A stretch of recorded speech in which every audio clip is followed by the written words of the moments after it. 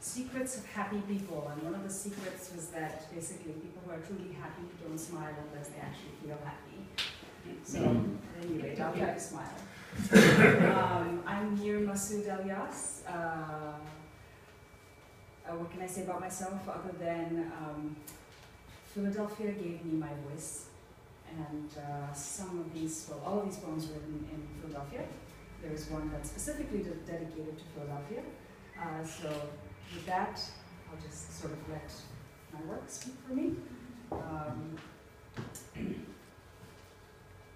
And as I go along, I'll give you a sense of where some of these thoughts came from, to the extent for what it's worth. I sort of pick things out of the air. They come to me. Okay, so again, for what it's worth.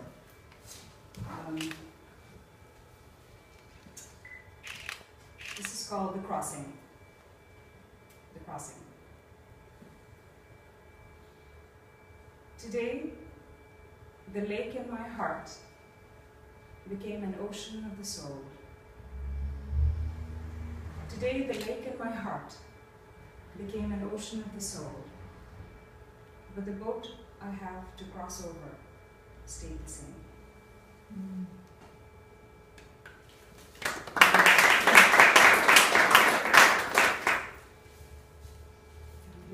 This is for Philadelphia. This is called Viran Shehir. Viran Shehir means wilderness city in Turkish, and there is actually a city named Viran Shehir in Turkey. I have not been to Viran Shehir. I hope to go to Viran Shehir actually in November. Wilderness city. A quiet evening, soft winter air, smells of a new year already past its prime. The garland lights left on as if someone had forgotten that the party's been over for a while. Perhaps it's not yet begun.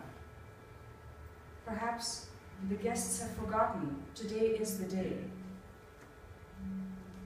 We walk on in the city with charms that are hidden even to itself. Like the shy child who blooms unseen. Like the girl who's the kind to bring home to mother, but not the one to surprise with flowers. Like the fragile boy who wins every race against himself. Like the muse who is absent from the finished work. The lights twinkle on, needing no admirers, in the empty streets of the hidden city, cloaked with the memory of snow yet to come.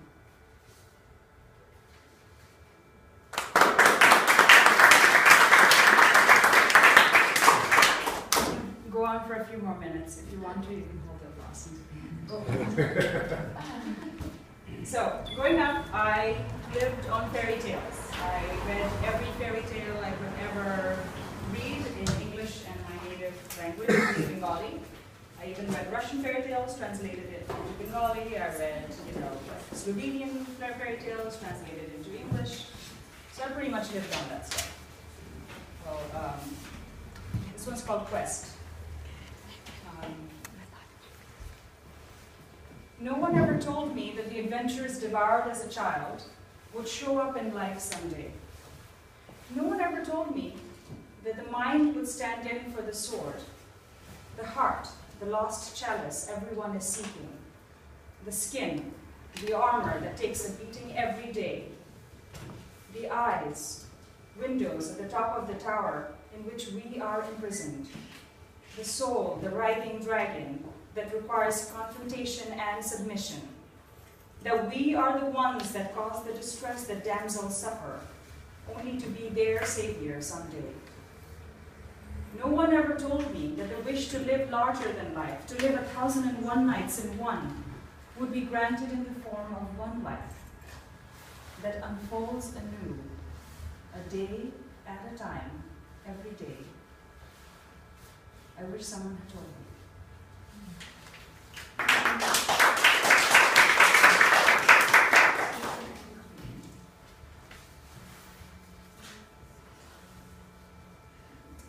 I actually work in a hospital, which is something I never envisioned I would do, because the idea of going through a hospital building in order to get to my office is very disturbing to me. But it's something I do every day. And this is based on some of that experience. It's called Recycled Souls. I sometimes start with an epitaph at the beginning of my poems, and this says, I can't go back to yesterday because I was a different person then. Recycled souls. Old souls, wise souls, tired souls, bone-tired, tired bones. Waiting to be discharged with clothes that hang too loose, the mask of my real face donned, all tubed up so my electrolyte balance is just so. People walk by, trying not to stare, wondering whether there'll be anyone to take me back home. I wonder too. I've been here before, on a sunny day too long ago to remember, when the last bell rang to end school and no one came. The teacher waiting with me kept looking impatiently at her watch with no mobile devices to while the time or get information. Just the ponderous slog of waiting at the pleasure of the second hand of the watch. They're just late. The plural is important in these matters. They'll be here soon. Perhaps something came up. I hope they're okay. Displaced anxiety is always so quietly satisfying. Songs piped into the hospital lobby play in my head. Suddenly, all the songs I never understood make sense now. How very nice. When you flay the skin, have you noticed how the blood doesn't rise until much later?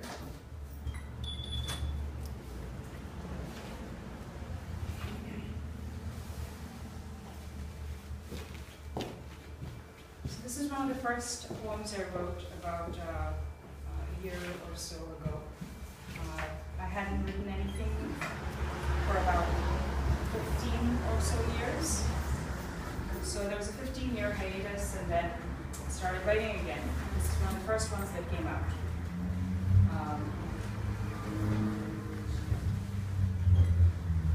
It's called Fana. Fana, and people here can correct me if I'm wrong, is a Sufi term for annihilation or dissolution of the self. Fana. That day when you were all looking for me, I was looking at you all from high up on the highest ledge, with the birds taking a bath in the water that had collected. I remembered that it had rained the night before, as it always did.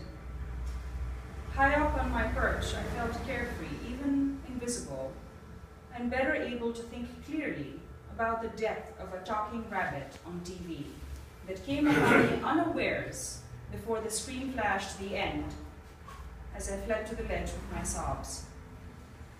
You see, I'd gotten quite fond of that talking rabbit. Perhaps it was all this burial under a blossoming tree business that I didn't understand.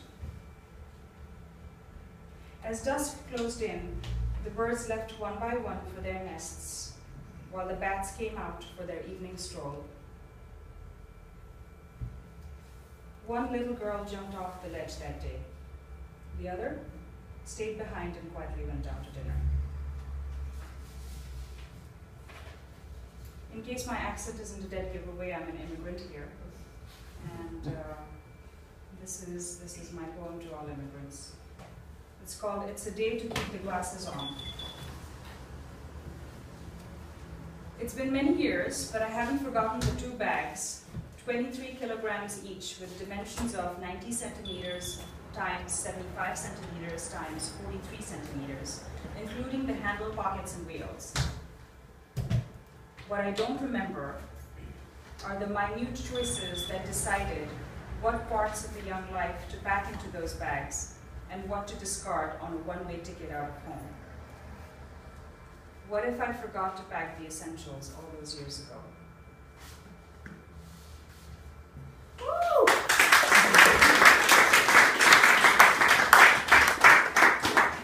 I just have a couple more. Do you want me to end here? No, please. So, I like writing poems of Revenge is a good way to describe it. You can see like melancholy, sadness, these are recurring themes in poetry, but I think revenge is a good one.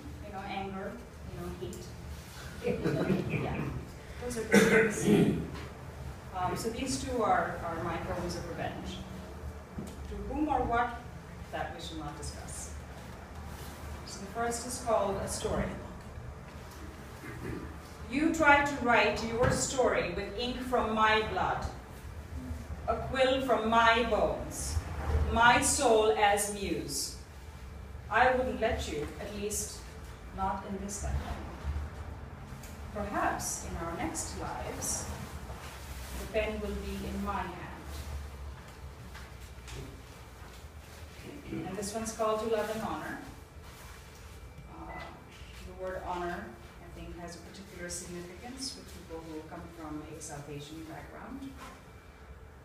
To love and honor. When we walked on summer evenings hand in hand, I told myself, remember this feeling. When I woke up in this shallow grave with a mouth full of blood, I told myself, remember this feeling.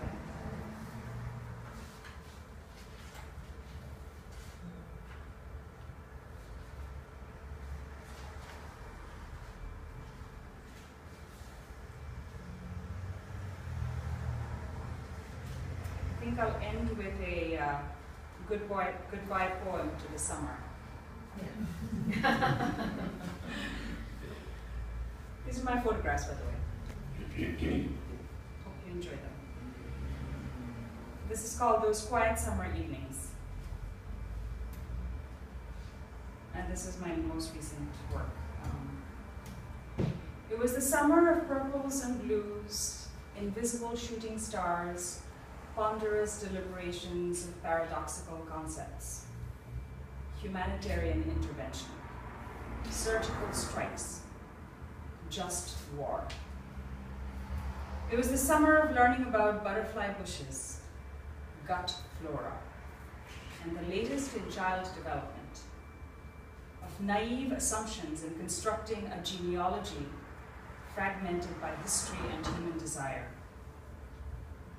It was the summer of lonely evenings, yours and mine, 7 hours apart. It was the summer when over a drink with a friend I realized, what if there were other children? Imagine that. Thank you.